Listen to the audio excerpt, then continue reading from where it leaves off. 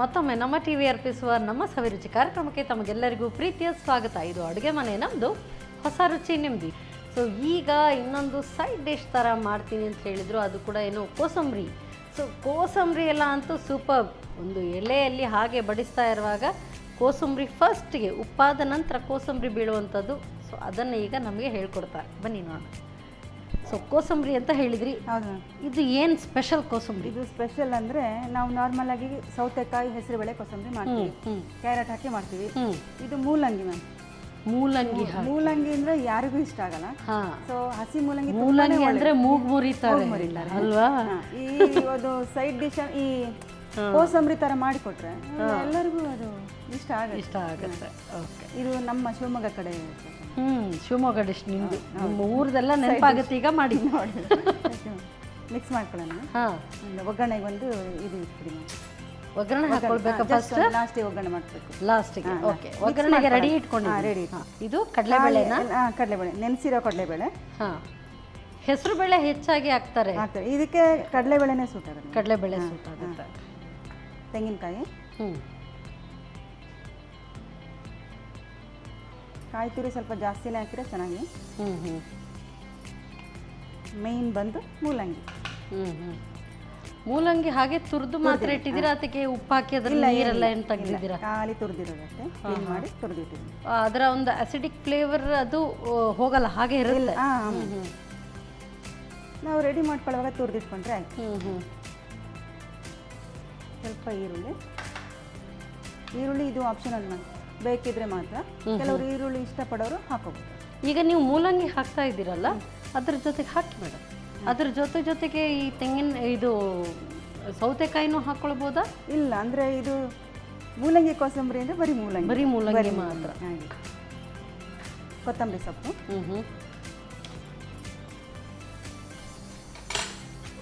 ಸ್ವಲ್ಪ ಉಪ್ಪು ಹಾಕಿ ಮಿಕ್ಸ್ ಮಾಡೋದು. ಇದು ಊಟಕ್ಕೆ ಕೂತ್ಕೊಳ್ಳುವಾಗ ಹೌದು ಇದನ್ನ ಮಾಡ್ಕೊಳ್ಬೇಕು. ಇನ್ನೇನು ಊಟಕ್ಕೆ ಬರ್ತಾರೆ ಅನ್ನುವಾಗ ಮಿಕ್ಸ್ ಮಾಡ್ಕೊಂಡ್ರೆ ಆಯ್ತು. ಈಗ ಒಗ್ಗರಣೆ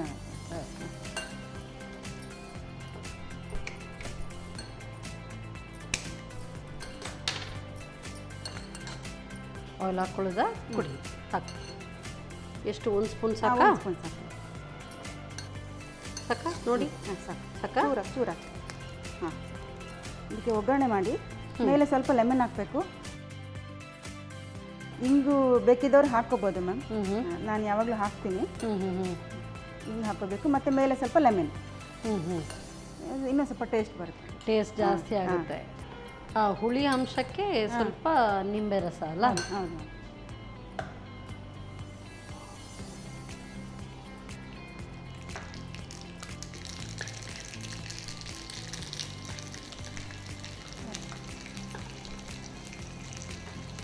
ಕರಿಬೇವು,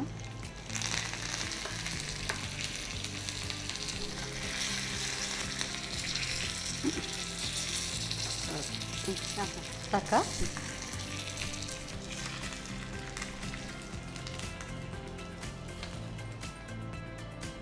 ಎಷ್ಟು ಸುಲಭದ ರೆಸಿಪಿ, ಬಟ್ ಎಷ್ಟು ನ್ಯೂಟ್ರಿಷನ್ ಇರುವಂಥ ರೆಸಿಪಿ.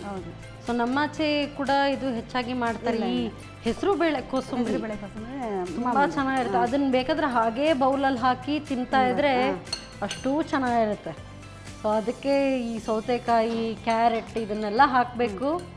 ಸೂಪರ್. ಕಡಲೆಬೇಳೆದು ಮಾಡ್ತಾರೆ ಬರೀ, ಆದರೆ ತೆಂಗಿನ ತುರಿ ಮಾತ್ರ ಹಾಕಿದ್ದು. ಅದಕ್ಕೆ ಮೂಲಂಗಿ ಹಾಕಿದ್ರೆ ಗೊತ್ತಿಲ್ಲ. ಈಗ ಇದನ್ನ ಟೇಸ್ಟ್ ನೋಡುವಾಗ ಗೊತ್ತಾಗುತ್ತೆ ಹೇಗಾಗಿರುತ್ತೆ ಅಂತೇಳಿ. ಇದಕ್ಕೆ ಲೆಮನ್ ಹಾಕಿದ್ರೆ ಇನ್ನೂ ಚೆನ್ನಾಗಾಗುತ್ತೆ. ಮತ್ತು ಇಂಗು ಕೆಲವರಿಗೆ ಇಷ್ಟ ಆಗಲ್ಲ, ಒಣಮೆಣಸೆಯನ್ನು ಹಾಕಬೇಕು ಅಂತ ಇಲ್ಲ, ಒಗ್ಗರಣೆಗೆ ಅಷ್ಟೇ ಸಾಕು. ನೀವು ಹಸಿಮೆಣಸು ಹಾಕಿ ಒಗ್ಗರಣೆ ಹಾಕೊಂಡಿದ್ದೀರಿ. ಸೊ ರೆಡಿ ಅಲ್ಲ? ಸರಿ, ರೆಡಿ. ಸರ್ವ್ ಮಾಡುವ ಮ್ಯಾಮ್. ನಮ್ಮ ಊರಿನ ಮೂಲಂಗಿ ಕೋಸಂಬರಿ ರೆಡಿಯಾಗಿದೆ. ಟೇಸ್ಟ್ ಮಾಡಿ ಹೇಳಿ. ಎಸ್,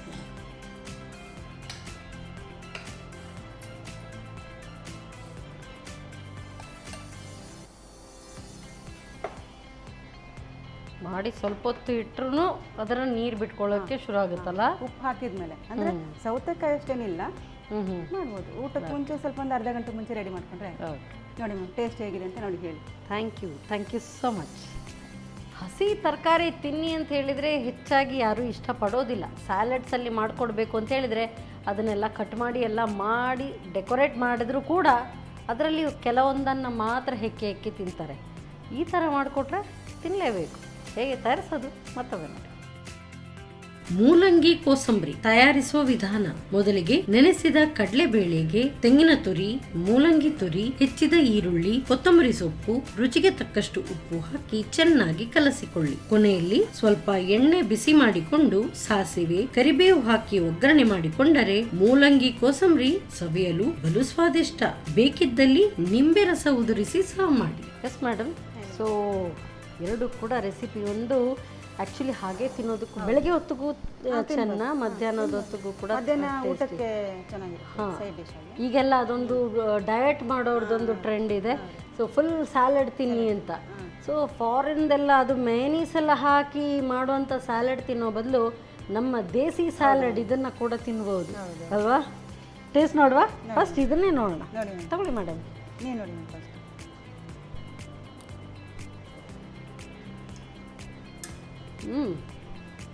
ಲಿಂಬು ಹಾಕಬೇಕು ಅಂತ ಹೇಳಿದ್ರಿ, ಹಾಕದಿದ್ರೂ ತೊಂದರೆ ಇಲ್ಲ. ಹಾಗೇನೂ ಅದು ಟೇಸ್ಟ್ ಕೊಡ್ತಾ ಇದೆ. ಅದು ನಿಂಬೆ ಹಣ್ಣು ಹಾಕಿದ್ರೆ ಇನ್ನೂ ಸ್ವಲ್ಪ ಜಾಸ್ತಿ ಎಕ್ಸ್ಟ್ರಾ ನಿಂಬೆ ಹಣ್ಣು ಮತ್ತು ಹಿಂಗೆ ಬಟ್ ಇಷ್ಟೇ ಸಾಕು ನನ್ನ ಪ್ರಕಾರ.